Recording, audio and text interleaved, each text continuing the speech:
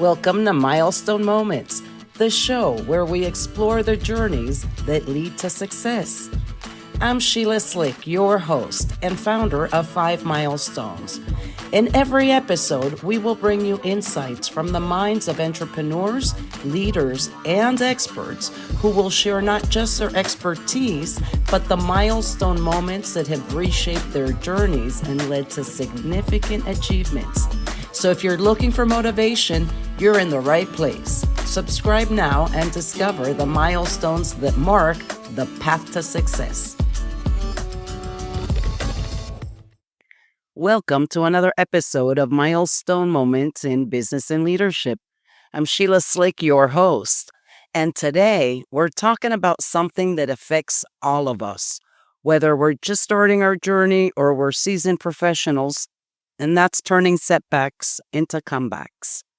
You know, I had an interesting experience this past week that I wanted to share with you. I just sent it out in my bi-weekly newsletter.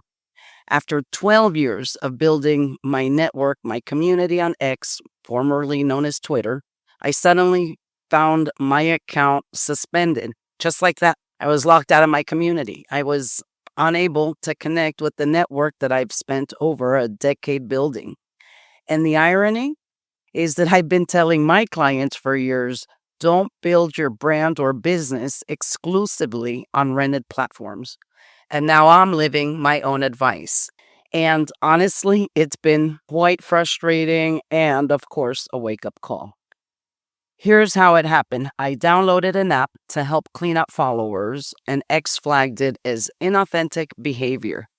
Days later, I'm still waiting for a human to review it, and the struggle is real, as they say. But you know what? This experience got me thinking about setbacks in general and how we respond to them. Because let's face it, setbacks are inevitable, both in business and in life. And the question isn't whether we're going to face them, but how are we going to respond to them when they do happen? So today, I want to talk to you about how we can transform our setbacks and turn them into comebacks. Because I truly believe that every setback contains a valuable lesson, and every success leaves clues worth following. And the key lies in paying attention to both. So first, let's talk about reframing failure. When something goes wrong, our first instinct is to often see the situation as a failure. I certainly felt that way when I realized I was locked out of my account. I even felt punished. But what if we reframe failure as feedback? Instead of asking, why did this happen to me? What if we shift our thinking to, what can I learn from this? Well, in my case, this setback reinforced something I already knew intellectually, but I hadn't fully implemented.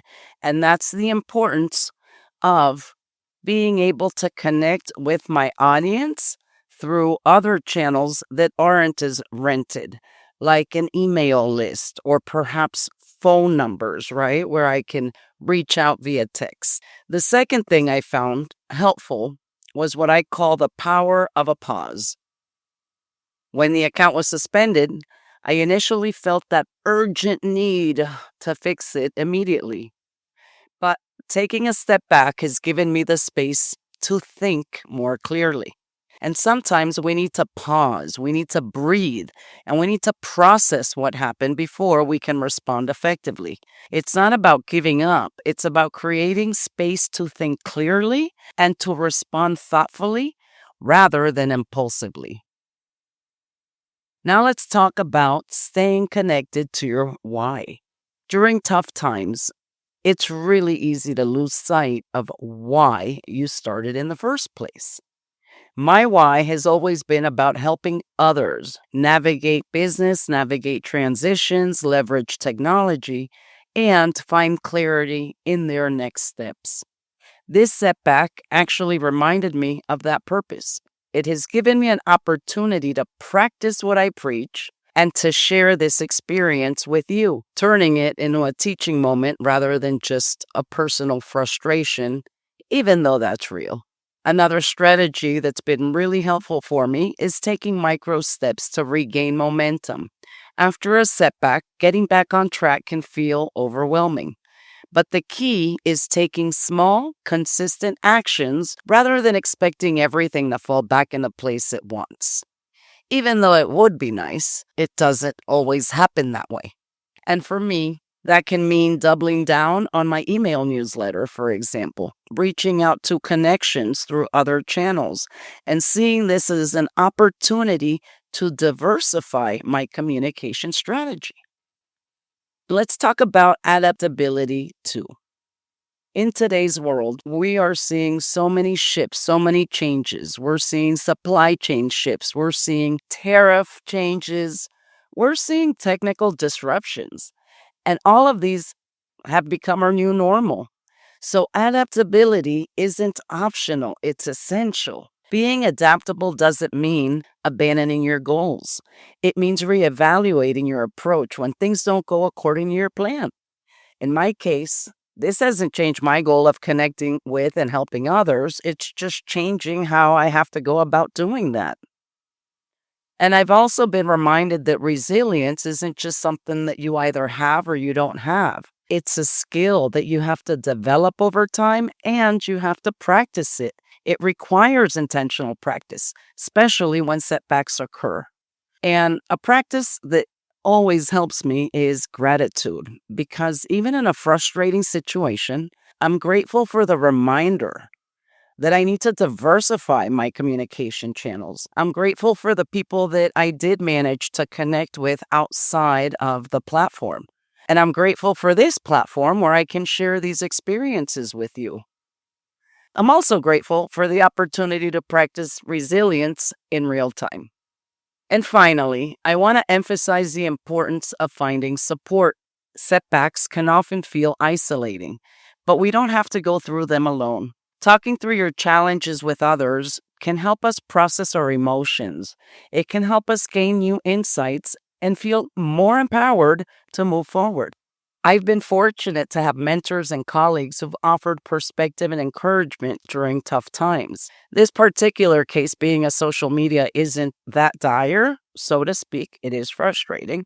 So I haven't really had to seek out much support, but I definitely communicated to help others learn and also to gain different perspectives from people that are part of my community. And a lot of times, by having support, it not only becomes invaluable in helping you see setbacks, not as an ending, but as the beginning of something new. And so here's what I want to leave you with today. Success isn't always a straight line. It's filled with twists, with turns, and with detours. And with the right mindset, every setback can become a stepping stone. Because when we face setbacks, we gain clarity about what truly matters and what needs to change. And this is how resilient businesses and people are built and how breakthrough ideas are born. So I'd love to hear from you. What recent challenge has taught you something unexpected? Or how have you turned a setback into a comeback in your own life or business? I'd love for you to share your thoughts. Feel free to reach out to me directly through my website or email newsletter or social media. And speaking of newsletter, if you haven't subscribed yet, now might be the perfect time. It's one channel that isn't controlled by any platform, so I'd love to stay connected with you there. Until next time, remember that setbacks are just setups for comebacks. I'm Sheila Slick, and this has been Milestone Moments in Business and Leadership. Until next time.